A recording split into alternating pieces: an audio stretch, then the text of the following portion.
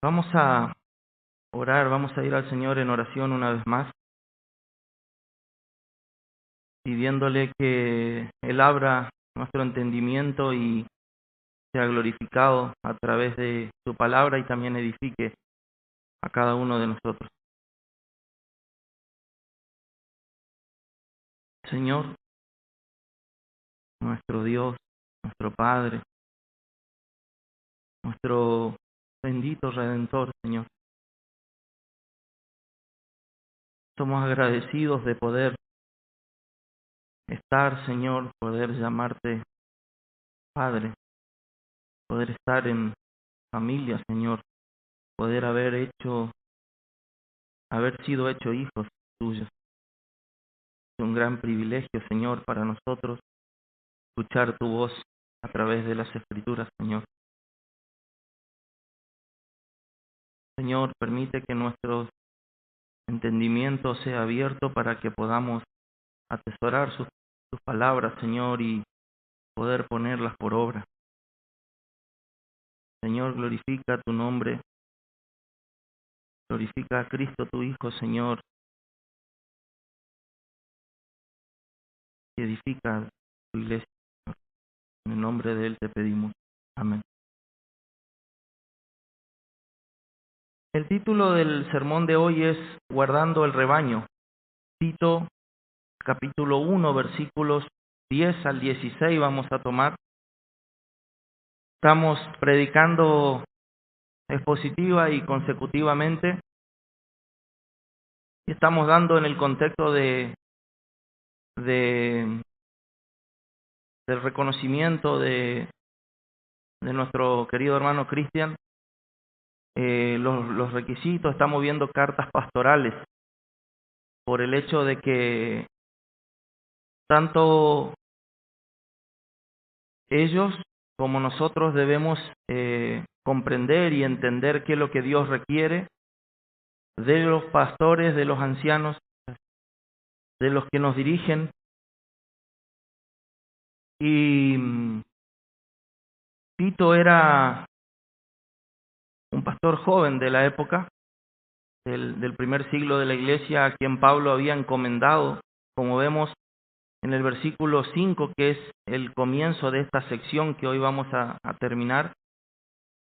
Dice Pablo: por esta causa te dejé en Creta, y dice, para que corrigieres lo deficiente y establecieres ancianos en cada ciudad, así como yo te mandé.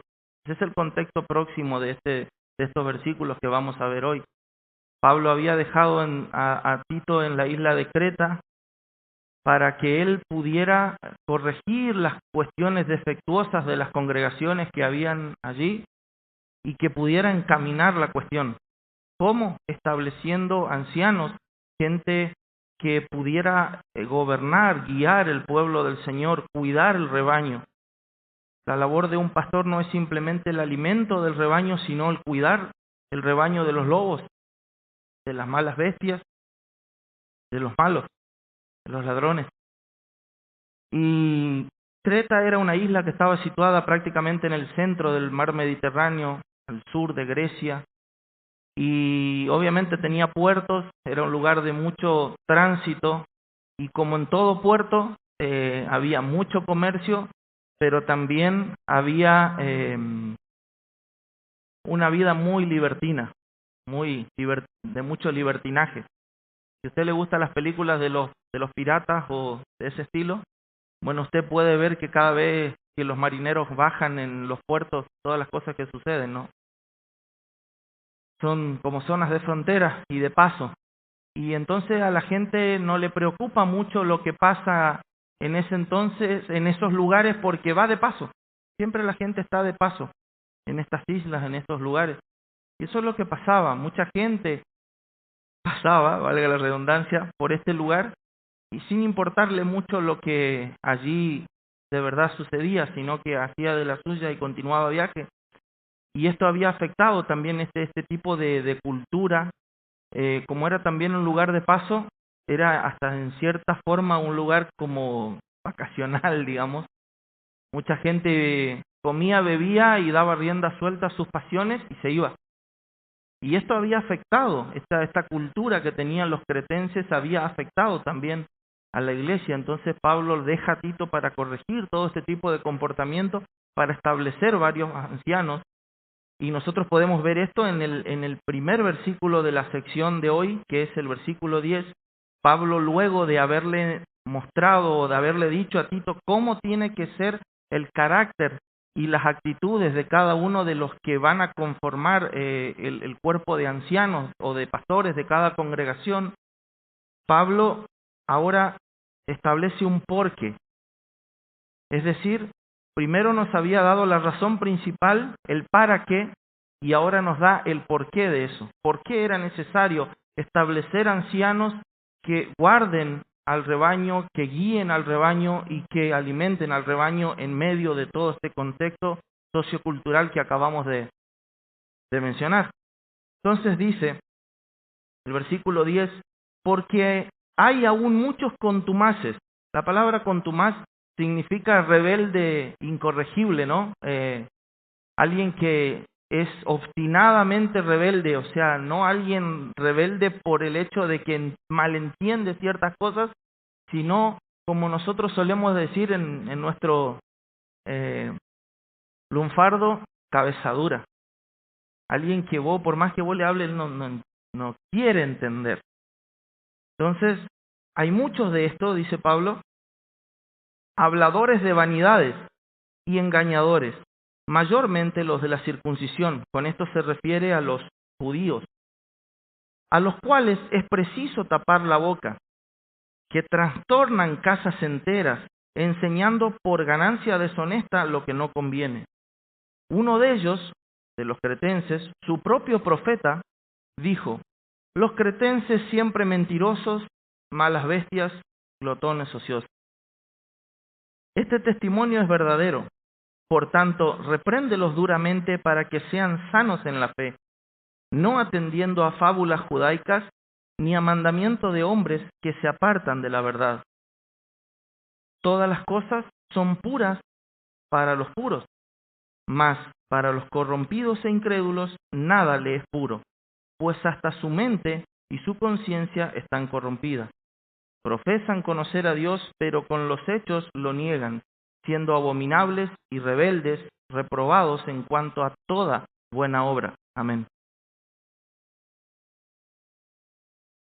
Como dijimos, los pastores no simplemente o solamente deben alimentar el rebaño, sino que deben protegerlo de aquellas personas que se comportan como si fueran animales salvajes y de los ladrones.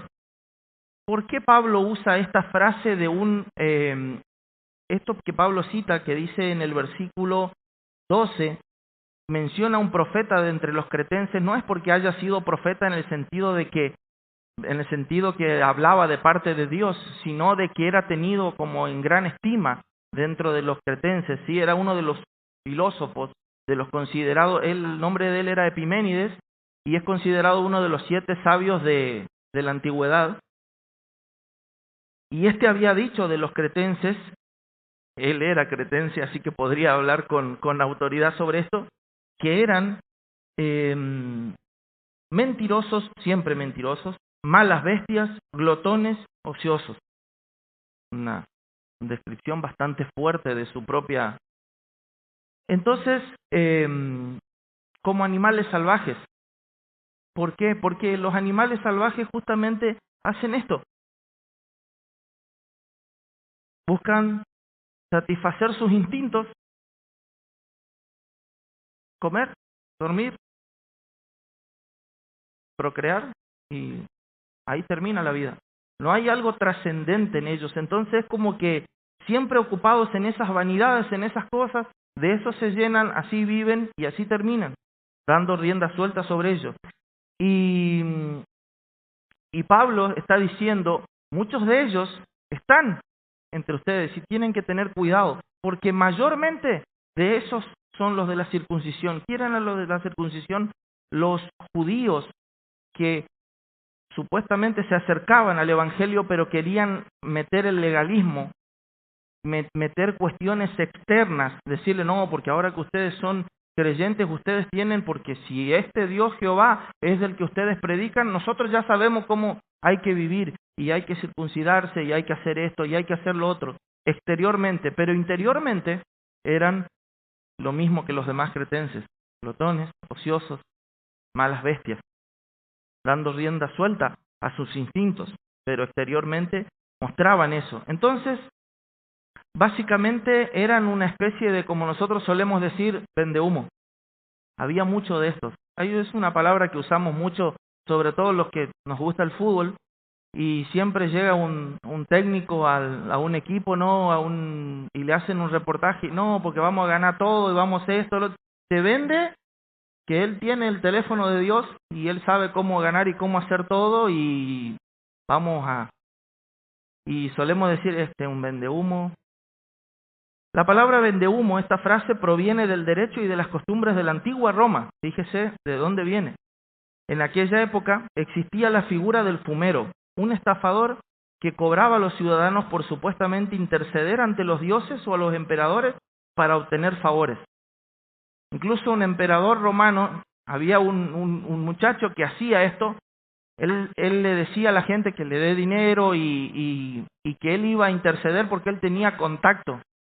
Esa gente que me dice, porque yo tengo un contacto y yo te hago el enganche ahí, el teje, y vamos a conseguir esto y vamos a conseguir lo otro porque yo me hablo con tal y con tal. Y había uno que hacía esto en nombre del emperador. Cuando el emperador se entera y lo descubre, agarra y lo quema en la hoguera, lo manda a quemar. Pero dice, ¿saben qué? Quémenlo con ramas verdes, para que el mismo humo que él vendió sea el humo también que lo termine matando. Y de ahí quedó los vendehumos. Todas las personas que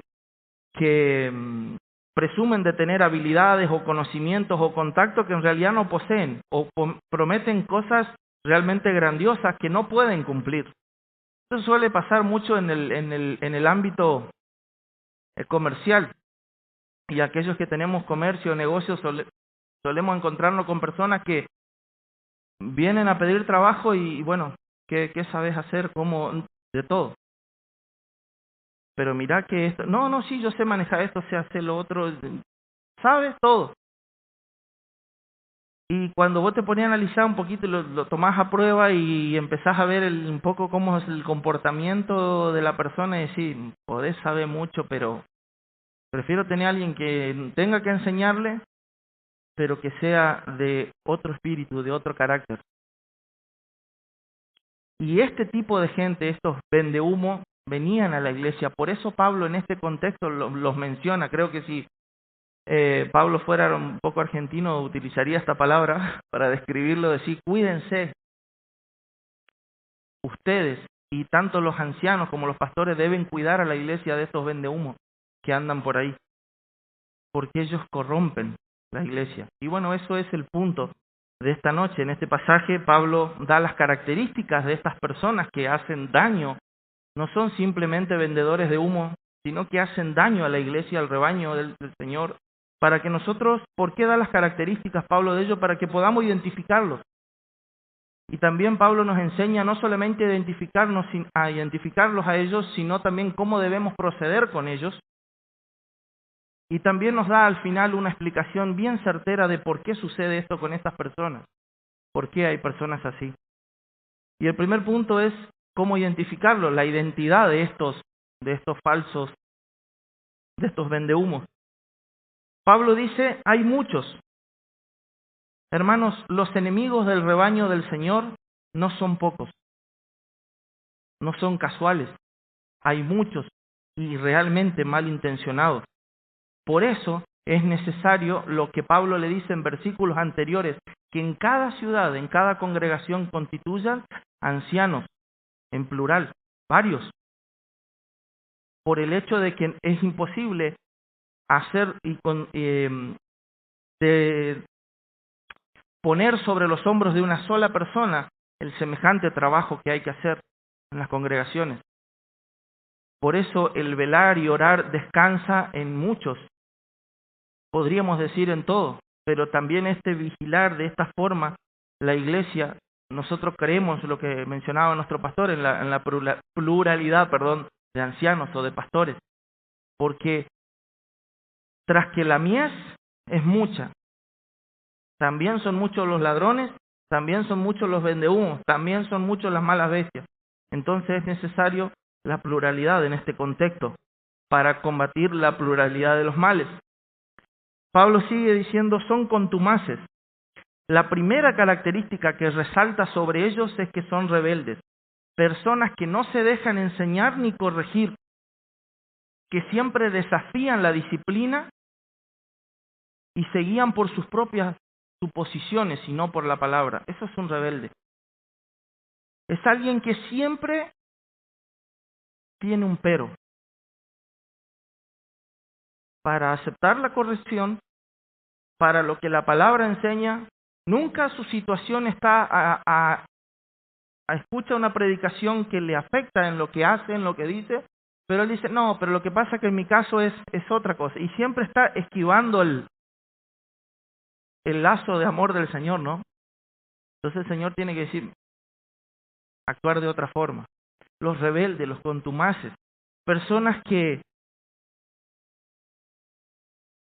no se dejan enseñar. Este tipo de personas, los vendehumos, generalmente saben todo. ¿No le tocó charlar a veces con algún vendehumo? Piensa un ratito, alguna de estas personas de estas características, vio eso que saben todo. Y vos le empezás a hablar sobre astronomía, y porque yo sé, porque cuando yo era chiquito tenía y empieza, ¿no? Un catalejo ahí, miraba las estrellas, ¿no? La vi grande. Y vos sabés que yo empecé a hacer pan y piso, vos sabés que yo también soy re buen pisero, digamos. Todo sabe. Todo. Él sabe todo cómo hacer. Y no es un carácter enseñable. Esto es una característica, hermanos, por ahí nos causa un poco de risa, pero debemos aprovechar lo que vamos a escuchar esta noche para poder identificar ese tipo de personas. Y esto es una red flag, como dicen ahora los jóvenes, ¿no? Es una bandera roja. Es algo que nosotros nos tiene que... si esta persona así es... mejor ya vamos a ver cómo tenemos que actuar con ellos. Pablo sigue diciendo, habladores de vanidades, como vimos, vendedores de humo. Esa es una característica fundamental. Ellos conocen a Dios, tienen una super unción especial, tienen el super conocimiento, tienen un portal ahí abierto donde ellos ingresan al sol. No hay como ellos en la relación con Dios. Entonces ellos te van a decir lo que Dios debería decirte y cómo hacer vos las cosas. Y si vos haces esto, te va a pasar esto y te va a pasar lo otro y vos vení, poné y te va a pasar, ¿no? Y después Dios te va a dar esto y te va a dar lo otro. Y vanidad de vanidades. Y generalmente nada relacionado con que Dios te va a cambiar el carácter y Dios te va a hacer conforme a la imagen de su Hijo Cristo, sino Dios te va a dar esta cosa y la otra cosa y la demás cosa. Y es muy fácil hablar de esa forma cuando uno viene y se va de un lugar. Personas que no le interesa el pueblo. ¿Se acuerdan que hablábamos de los cretenses? Era una isla, era un puerto. La gente hacía ahí lo que quería y se iba. No le importa porque se van. Personas que no se relacionan intencionalmente a largo plazo con las cuestiones eternas de tu alma. Siempre por lo superficial. No te van a ofrecer ayudarte a cambiar tu carácter para ser más parecido al de Cristo. No, te van a ofrecer las vanidades de la vida.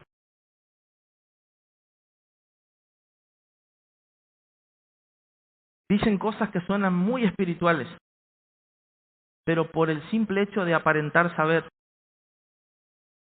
porque quieren demostrar que saben algo, que ellos saben de cuestiones espirituales, entonces empiezan a usar términos que nosotros quedamos como, oh, wow, ¿no? Pero cuando vos necesitas eso los lunes, ese término no te sirve para aplicar en tu vida diaria. Esos cielos abiertos no te vas a parar el lunes cuando tu jefe te está hablando mal y vas a decir, pará, yo declaro ciertos cielos abiertos acá no, eso no sirve para los lunes. Y todo ese tipo de engaños y cosas. Vanidad de vanidades. no son cosas sustanciales, sino es un conocimiento humo. Cosa que, repito, no te sirven los lunes, los martes, no te sirve cuando tenés realmente un problema en la familia, en el trabajo o en tu vida personal cristiana. Son vanidades, cosas que nos entretienen, pero no hay sustancia, y de eso tenemos que cuidarnos.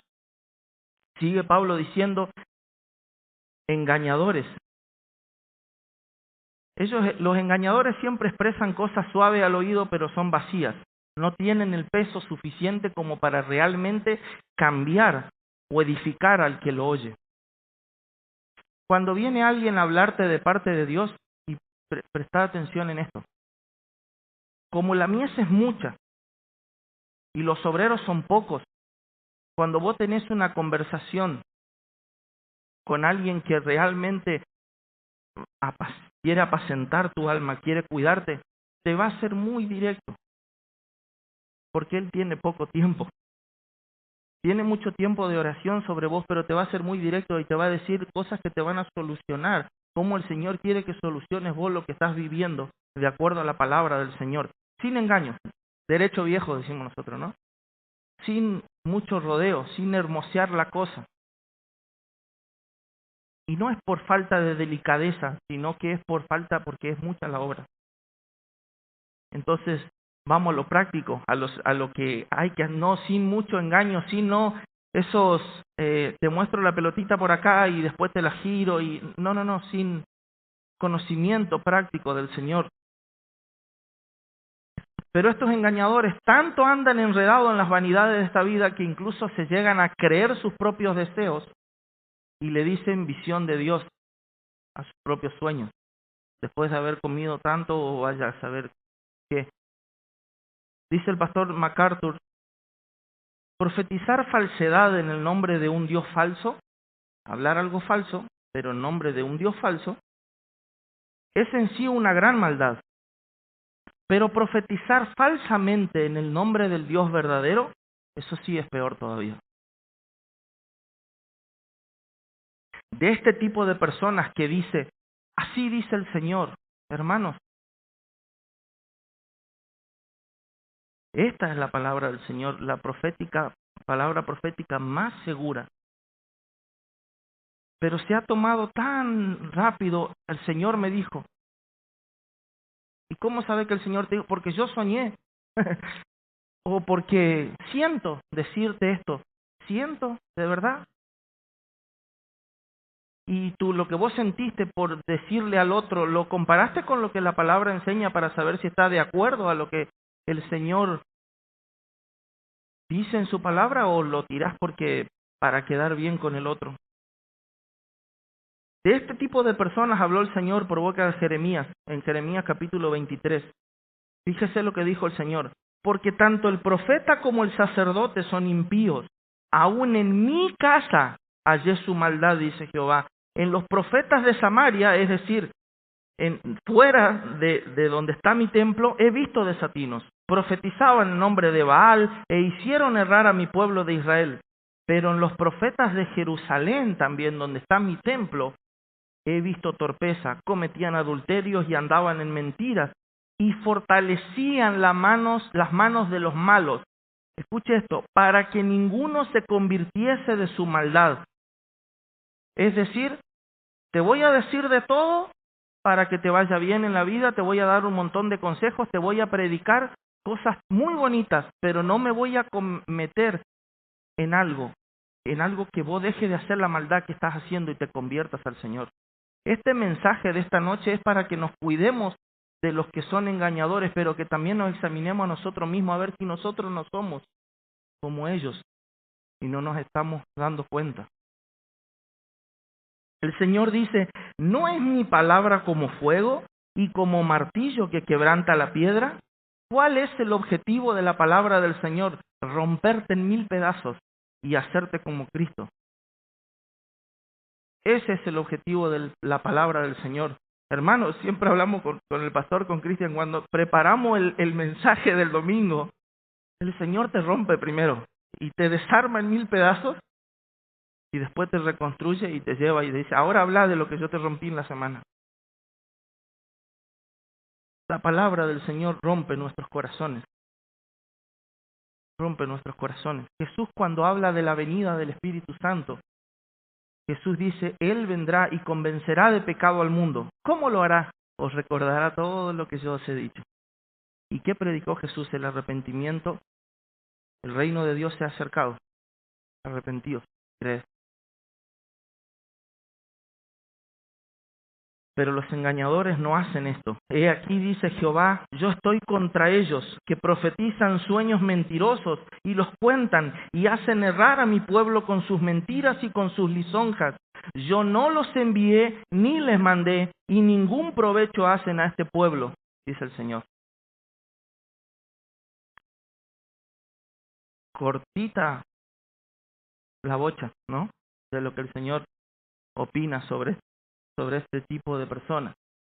Los engañadores, hermanos, si se tiene que llevar una frase de todo esto que vimos de cómo son estas personas, es ellos desvían la atención de los creyentes hacia otras cosas de lo que deberían estar creyendo y haciendo, lejos del arrepentimiento y de la búsqueda del conocimiento de la persona de Dios. Un engañador, ¿qué hacen los engañadores? Vio cuando, no sé si vieron esos jueguitos de cuando te ponen una pelotita abajo de, están 3 vasitos, ¿no? Y un vasito y vos estás mirando y eso te distraen con algo y ya, sacaron la pelotita. Eso hacen los engañadores, consciente o inconscientemente. Distraen al pueblo del Señor de lo que debería estar haciendo, arrepintiéndose constantemente y buscando el rostro de Dios. Y el pueblo piensa en cualquier otra cosa, menos en lo que tiene que estar haciendo. Pablo dice que mayormente hacen esto los de la circuncisión.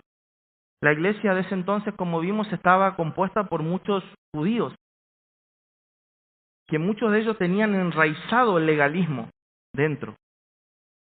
Y ellos, basados en alguna fábula o en alguna interpretación fuera de tiempo, introducían ciertos ritos o cuestiones que se debían hacer para obtener la bendición de Dios. Obras, hace esto para que el Señor te dé esto.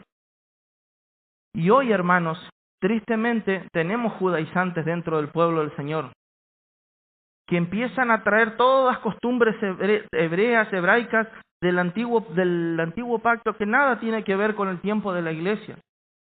Y empiezan a hablar de primicia de esto y de primicia de lo otro y de los diezmos obligatorios. Y empiezan a hablar y tocan el shofar y tantas cosas de los judíos que nada tienen que ver con la iglesia. Pero hay que hacer esto para que el Señor bendiga a su pueblo. Y no te circuncidan porque no le damos tiempo, pero si esperamos unos años, ¿no? Y traen todos estos ritos. Y hace esto, y eso entró en la iglesia en el sentido de que ya no alcanza simplemente con escuchar a Dios hablar a través de su palabra. No, ahora hay que hacer algo. Hay que hacer un pacto o hay que hacer cualquier tipo de cosas, ritualismo, para obtener el favor de Dios. Y mezclan ritualismo de la ley mosaica hasta cuestiones relacionadas con las religiones orientales. Y llegaron al punto de declarar cielos abiertos cuando en realidad están creyendo en todas las cuestiones de los portales y eso, que son temas de la nueva era. Es peligroso. Cualquier cosa, y voy a insistir mucho sobre este punto, que nos distraiga del verdadero objetivo del cristiano, que es arrepentirse diariamente de sus pecados, mirar a Dios, conocer a Dios para llegar a amar a Dios por sobre todas las cosas. Y cualquier cosa que nos distraiga fuera de eso, es engaño, hermano. Pablo llega a decir que ellos trastornan casas enteras. Generalmente estos engañadores no van a venir a una congregación donde se los va a exponer antes de darle el púlpito, ¿no? Y decirle, ¿qué crees? Porque tenemos esta confesión de fe, pensamos esto, ¿cómo crees que vas a...? No, sino que de paso, como en la isla de Creta. o si no empiezan a por familia, y en los grupos pequeños, ¿no? A llenar la cabeza de ciertas familias donde hay debilidades. Pablo toca mucho esto en Efesios también, y engañan las cabezas de las familias con fábulas, con cosas, con legalismos, y llenan la cabeza de ellos. ¿Por qué? Porque claro, si saben que si hacen eso delante de toda una congregación que está preparada en la palabra del Señor, alguien se va a levantar y le va a decir, mirá, acá dice lo contrario a lo que vos estás diciendo. Entonces, a las ovejas de a uno, de a dos, por familias. Entonces van y le llenan la cabeza a una familia, van y le llenan la cabeza a otra familia, y no vienen a atacar el grueso del rebaño, ¿no? Sino que empiezan a trastornar casas enteras. Mucho cuidado, hermanos, con quienes dejamos entrar en nombre de Dios a relacionarse con nuestra familia. Seamos prudentes en esto. No estoy diciendo que seamos una secta, que nos encerremos entre nosotros nomás, ni nada de ese tipo de cosas. No estoy yendo a ese extremo. Pero tengamos cuidado a quienes exponemos los oídos de nosotros, nuestros oídos y de nuestros hijos. Porque no todo el que dice Señor, Señor, sirve al Señor de la Biblia. Pablo dice que enseñan todo esto por ganancia deshonesta. El objetivo, hermanos, claramente marcado de estas personas es la prosperidad económica. Es como que van a hablar de cualquier cosa, pero ellos tienen que tocar la cuestión económica, porque Dios te bendijo para ir y prosperar, y ya arrancan con todo eso. Ellos saben todo sobre cómo prosperar. Pero tristemente muchos de estos pastores son los únicos que, o es de estos engañadores los que prosperan ellos, y no a los que enseñan, ¿no? Y no quiero entrar en este tema mucho, pero básicamente enseñan muchas veces cuestiones relacionadas como, no, vos tenés que estar bajo cobertura del apostolado y de esto, del otro. Entonces, ¿cuánto sale la cobertura? Ya pago mi seguro, me da ganas de decirle, tengo, no, pero necesitas cobertura para que no te pase nada malo. Hermanos, los que somos hijos de Dios tenemos la protección de Él en nosotros. Cristo está en nosotros. ¿Qué más nos falta fuera de Cristo morando en nosotros como protección? Pablo dice, siempre mentirosos, malas bestias, glotones, ociosos. Cada cultura, como vimos la cultura cretense, se caracterizaba por esto. Y cada cultura, hermanos, tiene ciertas características diferentes. No son los mismos los cretenses que nosotros. Entonces tenemos que prestar atención a qué aspecto de la cultura tenemos que empezar a dejar de lado. Hay aspectos de cada cultura que son buenos. Nosotros tenemos en nuestra cultura aspectos, voy a mencionar un par como para saber que sepamos diferenciar de qué cosas de la cultura despegarnos y qué cosas sí. Nosotros en nuestra cultura tenemos el mate y tenemos el asado, y somos muy de relacionarnos por eso. Y podemos tener eso y adoptarlo. ¿Por qué? Porque nos sirve para tener una charla y predicar del Señor, y para hablar en medio de una mateada, en medio de un asado. Pero también tenemos nuestra cultura, que los argentinos somos conocidos como chamulleros, ¿no? Y entonces, ¿qué debemos cuidarnos del chamullo? ¿Y quién mejor para identificar el chamullo que un argentino, no? Entonces, algo que tenemos que, hermanos, y esto pasa mucho en nosotros como argentinos, incluso cuando vamos a hablar del Señor a otros. No le decimos simplemente lo que está escrito, sino como que queremos ayudarle a Dios y le chamullamos a la persona y le estamos hablando del Evangelio, y después, y Dios te va a bendecir, te va a dar todo y te va a ir todo bien. ¿Para qué le chamullas? No te apropies de eso en el mensaje del Evangelio. Esa apropiación cultural no sirve. Apropiate de lo bueno que tiene de la apertura que tenemos los unos con los otros, de la solidaridad del argentino. De eso agarrá de nuestra cultura. Pero no uses el chamullo, porque vas a estar contaminando lo bueno. ¿Se entiende? Pablo le dice esto, cuídense, porque incluso de ellos mismos un profeta decía.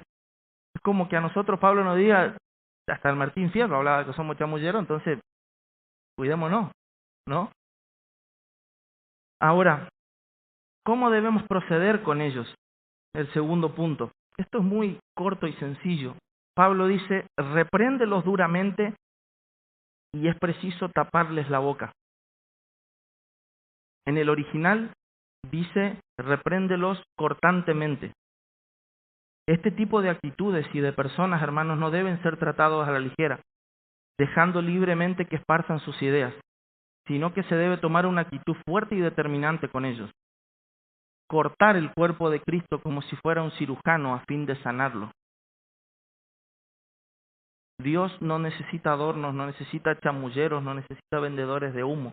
Y cuando alguien empieza con esas actitudes, el mandato es corten. No decir, y bueno, él es así, le gusta hablar de más y habla, no, hermanos, de cada palabra ociosa que salga de nuestra boca, daremos cuenta.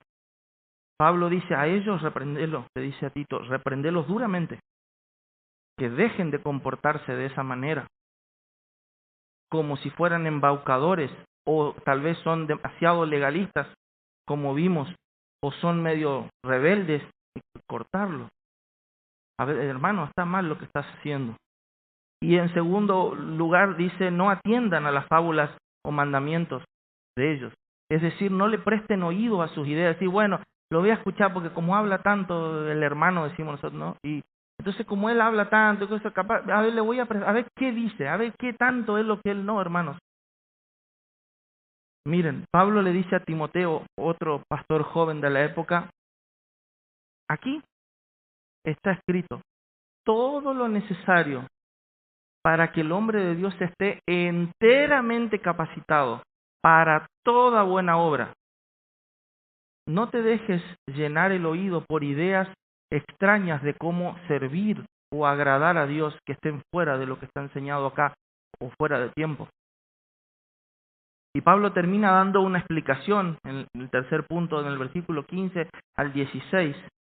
Dice Pablo, todas las cosas son puras para los puros, mas para los corrompidos incrédulos nada le es puro, pues hasta su mente y su conciencia están corrompidas. Profesan conocer a Dios, pero con los hechos lo niegan, siendo abominables y rebeldes, reprobados en cuanto a toda buena obra.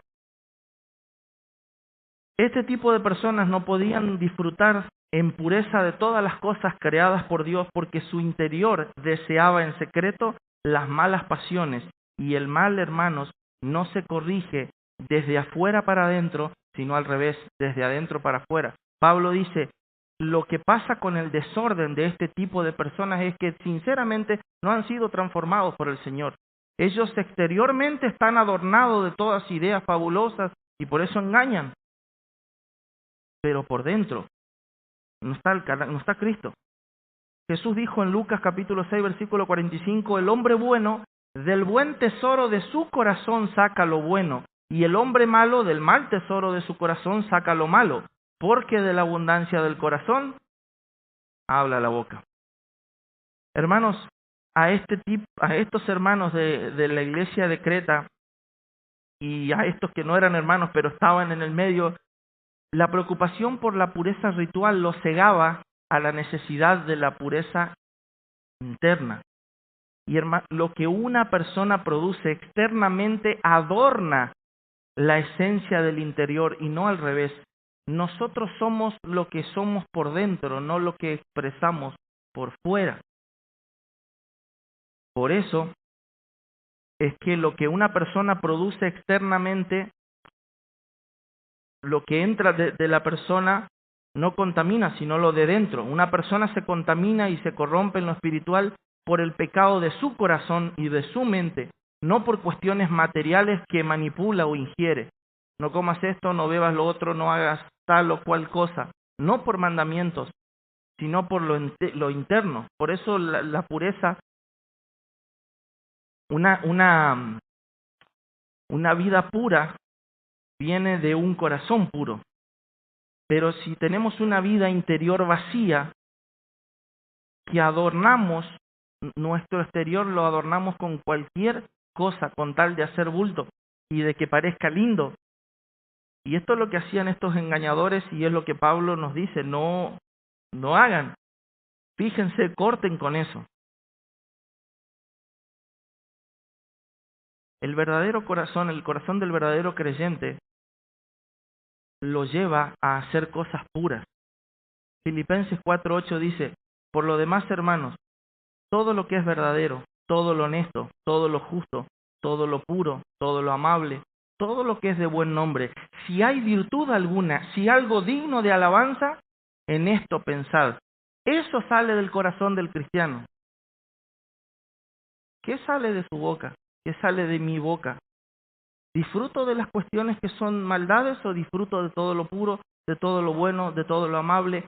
Si hay virtud alguna en esa cosa de la que estoy hablando, si algo digno de alabanza, ¿pensamos en eso?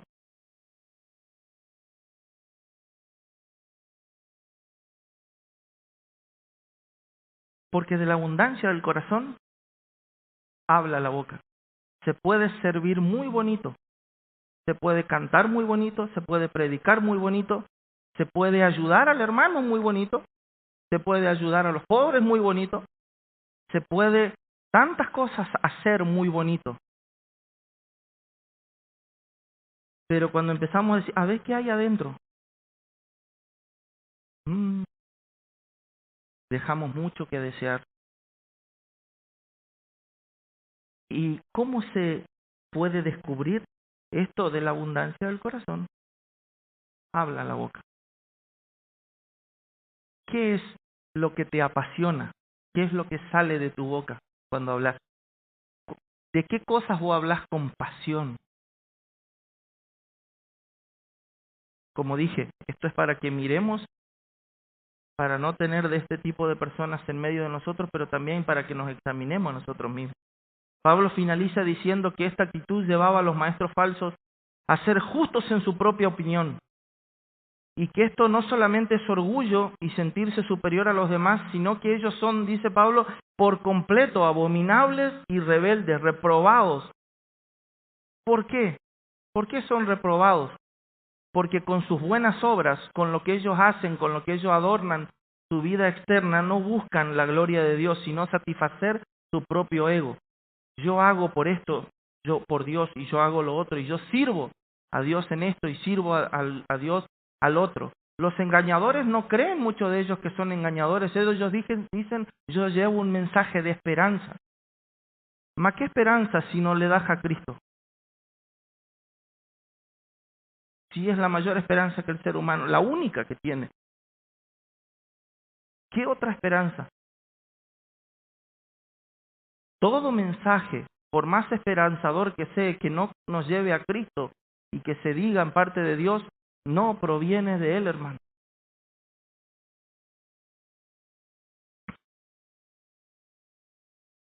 En definitiva, y como conclusión, no se puede fabricar a una persona buena enseñándole a hacer buenas obras, como decían estos falsos maestros, o haciendo algún tipo de rituales. No vas a agradar a Dios de esa manera.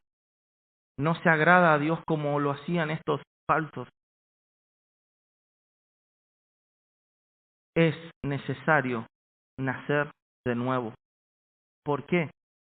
Porque Pablo lo dice en este versículo. Nosotros si profesamos conocer a Dios, pero con los hechos lo negamos, somos abominables. Si el interior no ha cambiado en nosotros, de nada sirve que a nuestro exterior lo hermoseemos con toda cosa buena. Seríamos, como Jesús dice, sepulcros blanqueados. Como reflexión final, no escuches a los vendedores de humo, porque podés terminar ardiendo en el fuego del infierno. Y ahí no hay humo, ahí hay fuego verdadero. Mejor venía Cristo, la roca firme y el agua de vida eterna en el medio de tanto humo. Y Él no va a dejar que tu alma arda. Hermanos, los hombres que Dios dio por medio de Cristo a su iglesia como administradores a lo largo de los siglos son muy distintos a los que vimos esta noche. Todo lo contrario. Hoy vimos de lo que tenemos que cuidarnos. Así como en el domingo antepasado vimos qué características sí tiene que tener. Y estos hombres de Dios verdaderos tienen una característica muy particular.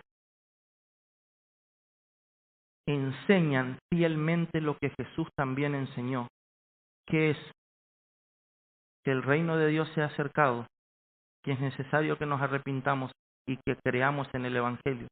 Porque puede que pasemos nuestra vida adornándonos por afuera, pero que nuestro interior esté sucio y no nos demos cuenta. Y es la peor traición que le podés hacer a alguien,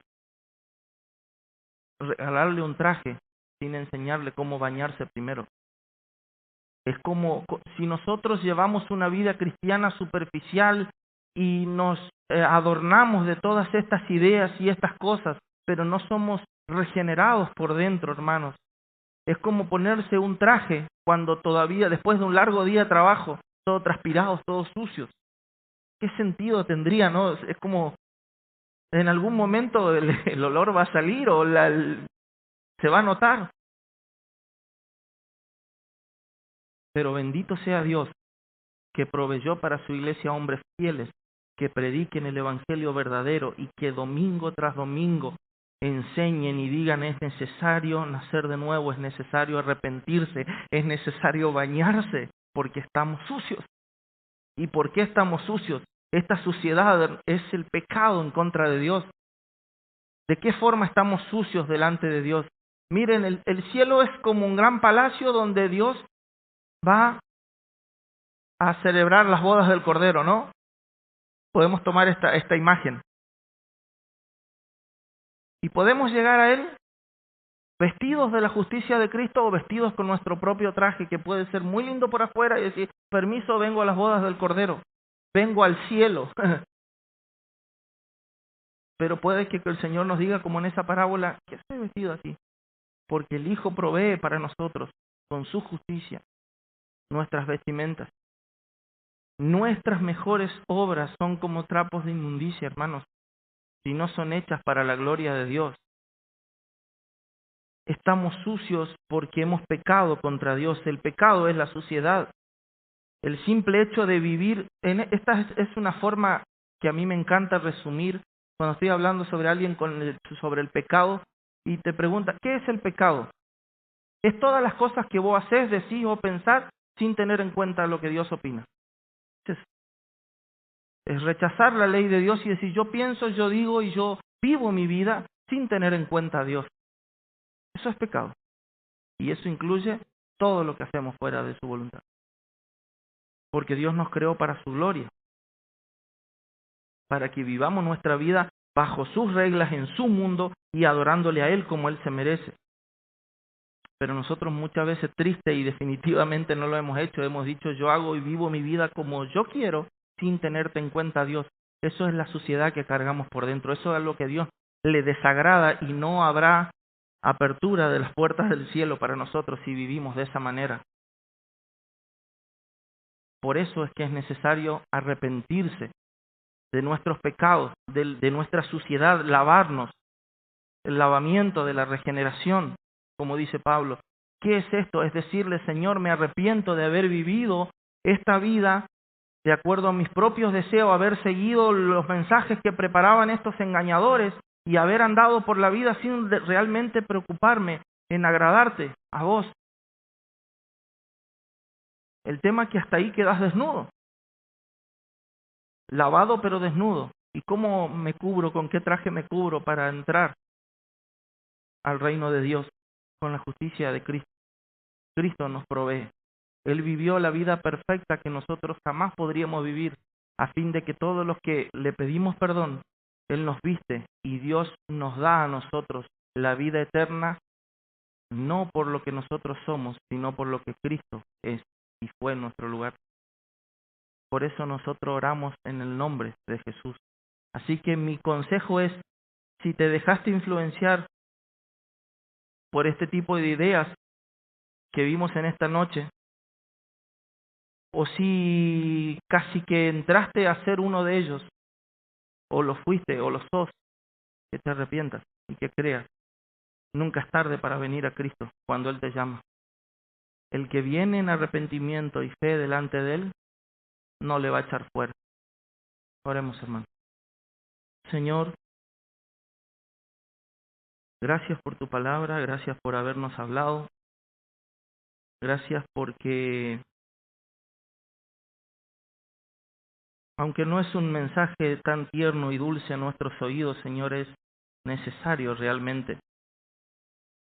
Y hasta encontramos ternura y dulzura de tu parte, Señor, porque nos adviertes del peligro en esto.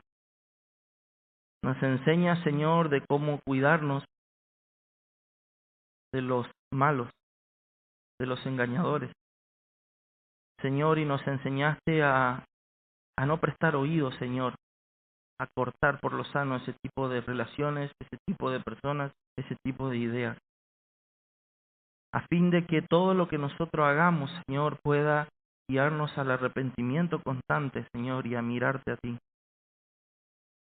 a entenderte más, a conocerte más, para amarte más. Estamos agradecidos, Señor. Te pido que esta palabra halle cabida en nuestros corazones, Señor, y de que cambie, que nos ayude en nuestro diario vivir. En el nombre de Jesús. Amén.